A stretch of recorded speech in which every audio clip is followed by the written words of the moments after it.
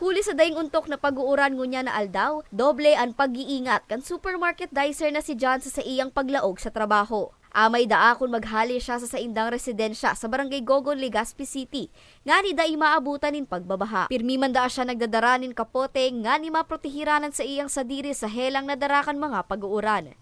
Ang iniwasan ko po ma'am yung magkasakit tulad ng leptospirosis, ganyan. Tsaka mabasa ng ulan, lagnat. Sigun sa pag-asa, mamamatayan ang pag-uuran sundo pa sa weekends. Kaya importante ng gad ang pagdaranin mga panangga sa uran, arog kan kapote asin payong. So sa ngayong araw, cloudy tayo na may mga pag-ulan talaga. Actually, naka-raise ang heavy rainfall natin as of 2 p.m. Nag-raise na kami ng orange heavy rainfall warning sa probinsya ng Northern Samar, Sorsogon at Albay.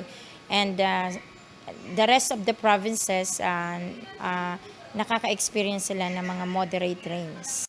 Di ima na pigbabantayan na bagyo o low pressure area ang pag-asa ngunya na bulan. Alagad padagos na makakaapekto ang shear line sa Kabikolan.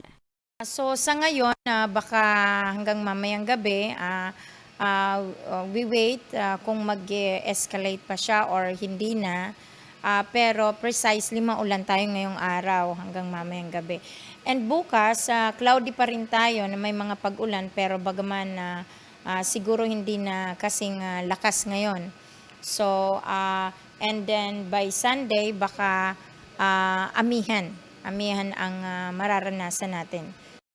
Katakot kay ni pigtawan doon kan pag-asa ang importansya kan pag-antabay o pag-monitor sa mga pigpapaluwas na abiso kan sa indang opisina. Maging kan iba pang otoridad na sarong epektibong paagi nga ni makaiwas sa peligro.